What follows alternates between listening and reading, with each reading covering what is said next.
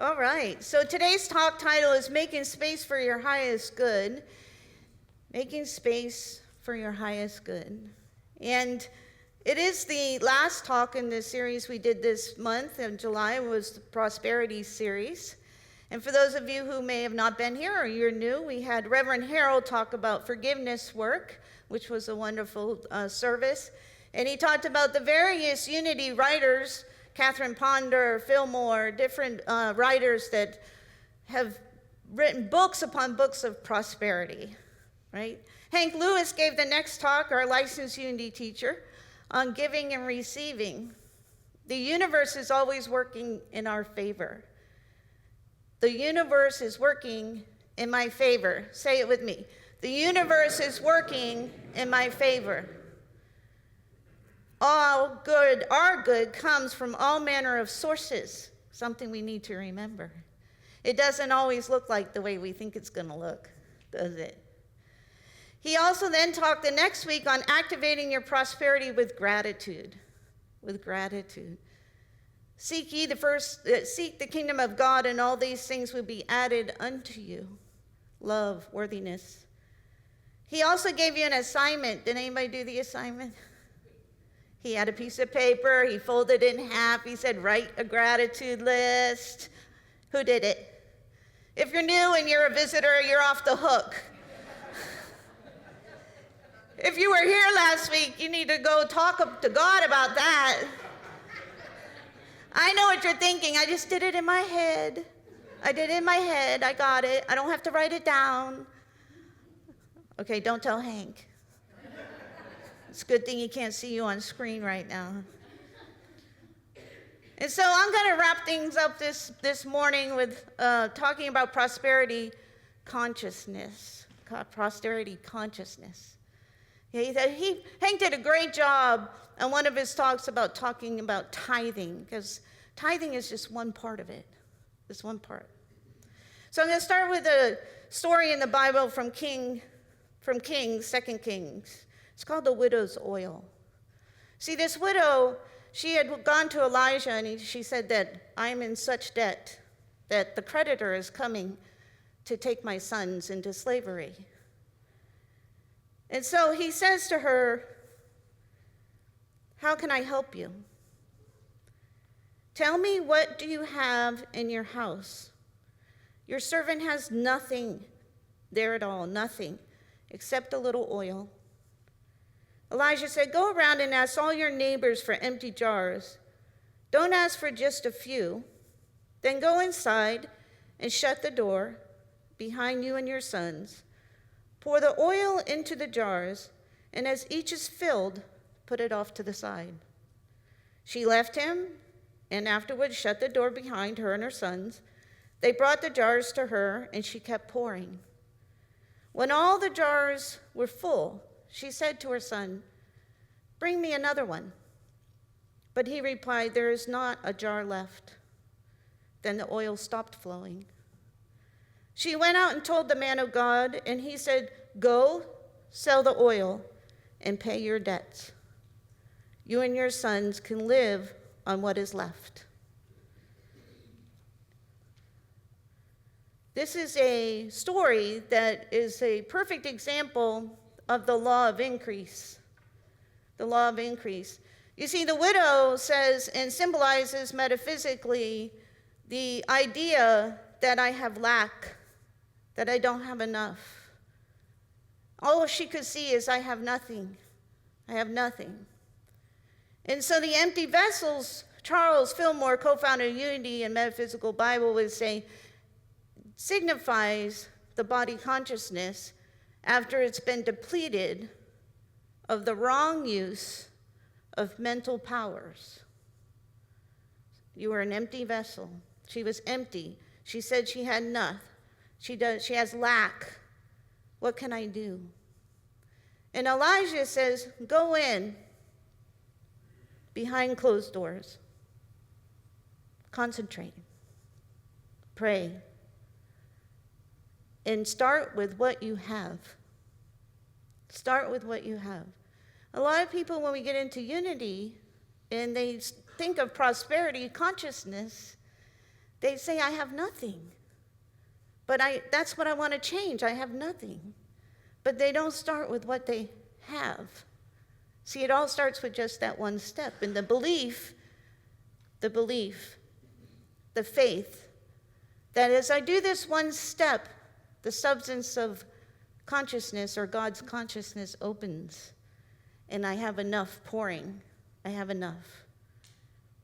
Charles Fillmore would say the reason why we should not have a consciousness, or the reason why we should, can't read my own writing, there we go. The reason why we don't have a continuous flow of incoming and outgoing is because we have not freely given ourselves to the idea that we are worthy. That this substance, he calls the universal substance, God, the good, is in everything and is everything and is always with us at all times. The blockade comes when we believe we don't have space for it, that we need to do something about it, that we have blocked it, that we are not worthy. And so I've been working with this idea of worthy because I was asked to do a celebration of life service for a friend's mother. And I was a little concerned because it was a friend's mother, and I wanted to do it right. I wanted to do it perfectly. What if I mess up? And so a few days before the service, I remember talking to God. We talk. And I said, I don't feel worthy. I don't feel worthy to do this. That night I had a dream. And in the dream was a woman. And I had to introduce her. And in the introduction was a quote. And the first word in the quote was worthy. And I was like, worthy. I remember in the dream, worthy. And then on the day of her service, Daily Word, June 29th, 2024, was worthy.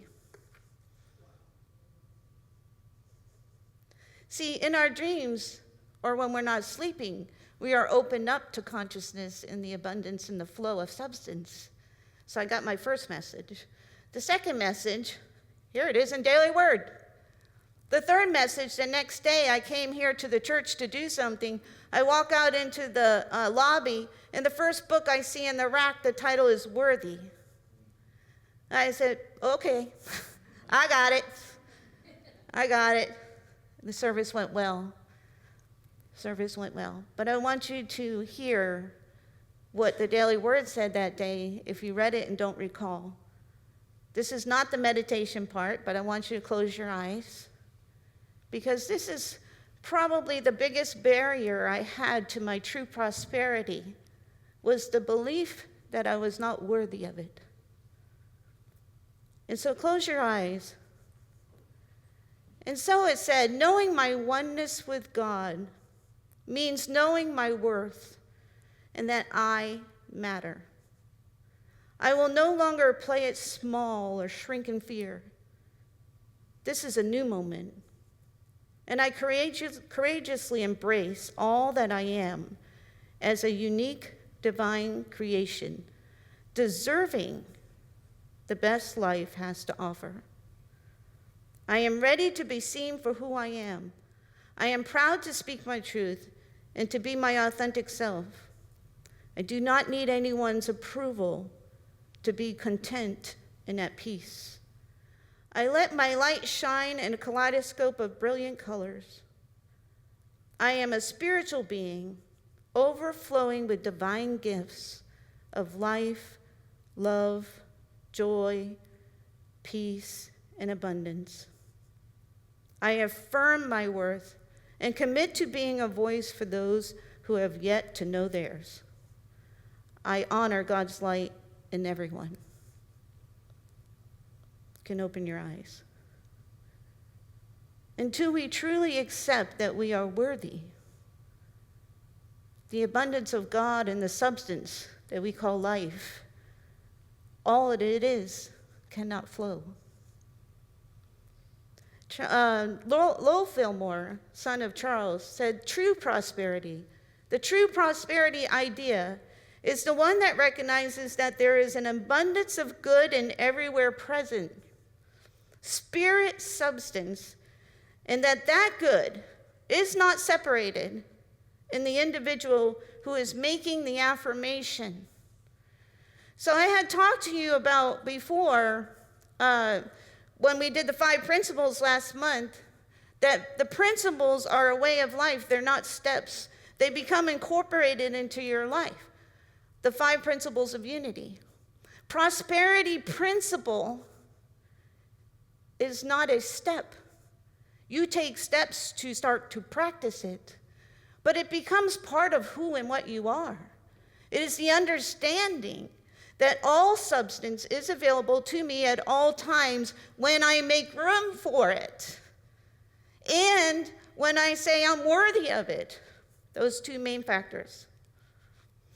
So I've told you before, some of you who have newcomers, we had bought this dream house, and some of you have heard this story, that it took 10 years to manifest everything we wanted in a house. Everything, from arches in the hallway to curved runners, to a pool, to being on a lake, stone fronts, columns, everything we wanted. And when we went to go look at the house, the sellers were there. And they said, hey, do you want to go take a ride on the boat? And I'm like, oh, okay. So they take us out on the boat. While we're on the boat, an osprey comes down, grabs the fish in front of the boat, and leaves. And I look at the guy and I said, did you cue the osprey? Come on, man. So my wife's crying. I'm like, yes, we're taking it. So we took it. We were able to do it at that time. Well, part of that process was that he was downsizing.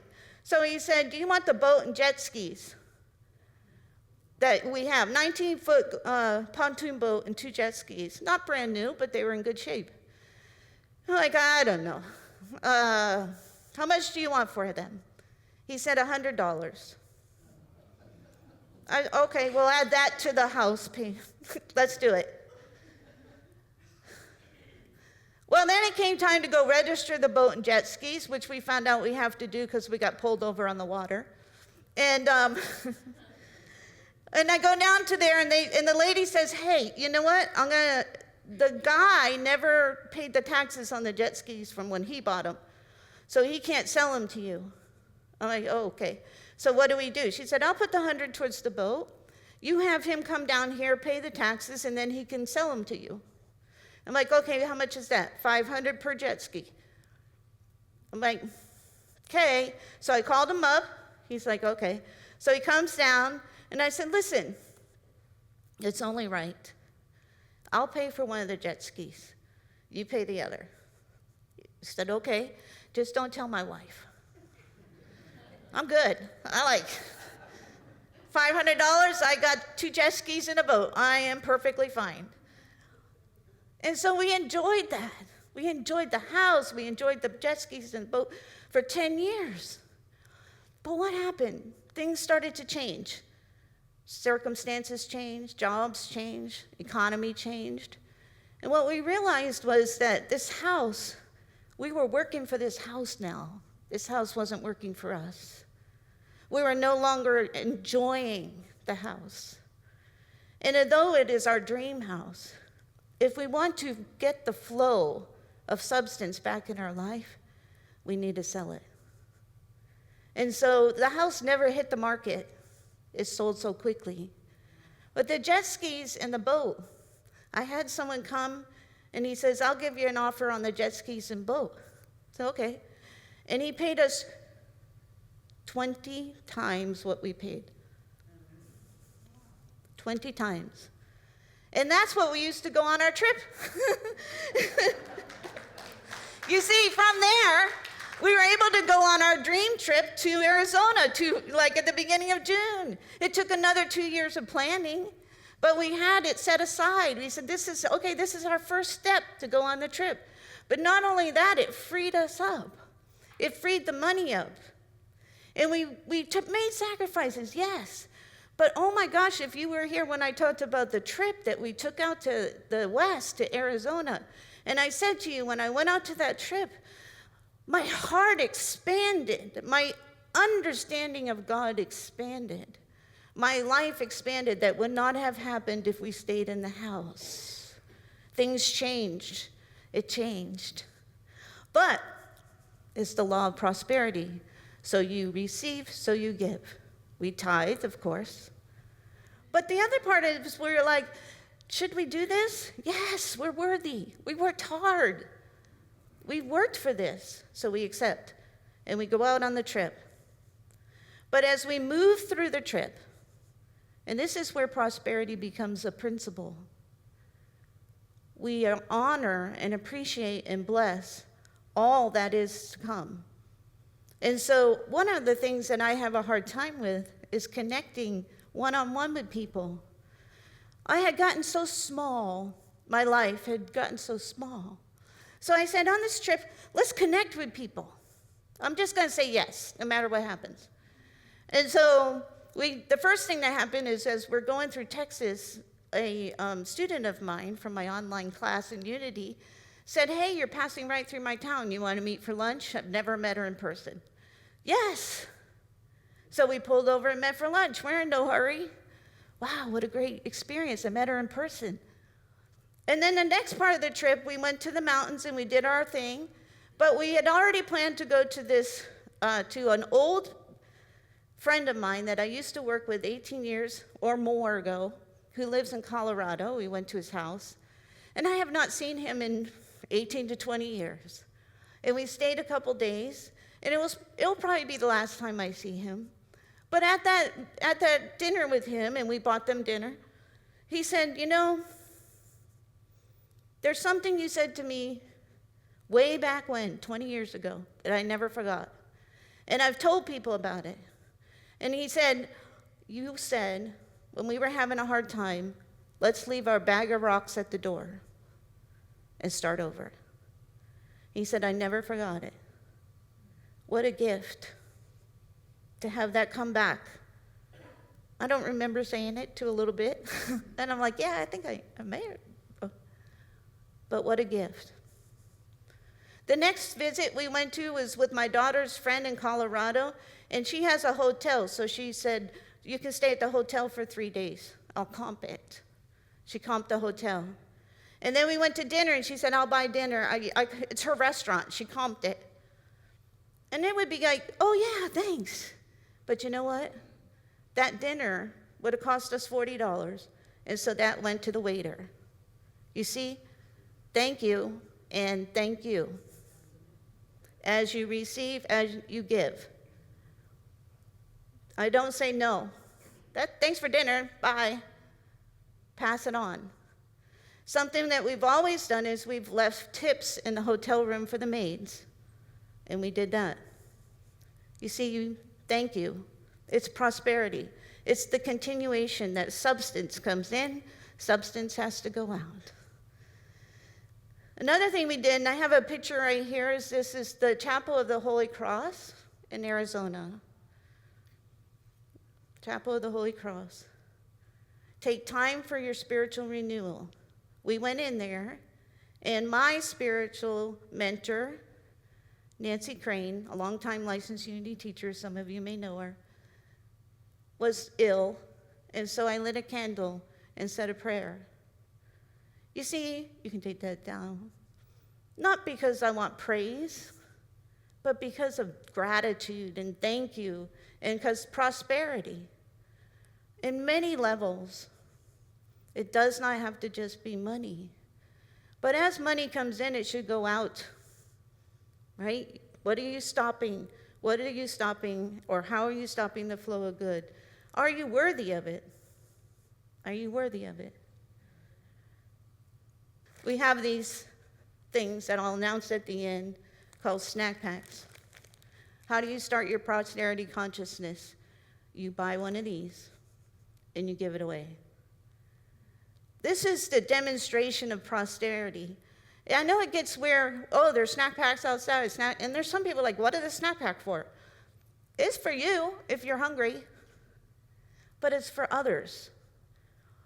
It's for others. If you don't have $5 on you, then give more to the church and take one. Take one anyway. The other day I saw this man, he was sleeping outside a Wawa, and I knew he was homeless. So I went in and I bought some water and I just walked away, put it down and walked away. I don't care who saw that. I only tell you because this is a demonstration of prosperity. And this is a simple one that opens us up for our own good and our own receiving. You are worthy, so is the person that receives this. Yes? Yes. Say, I am worthy. Okay, this side of the church. I am worthy. I am worthy. This side. I am worthy. And all together. I am worthy. I make space for my higher good. I make space for my higher good. This is simply done by, if you want new clothes, take the old clothes out of the closet. You've heard that before. Done that.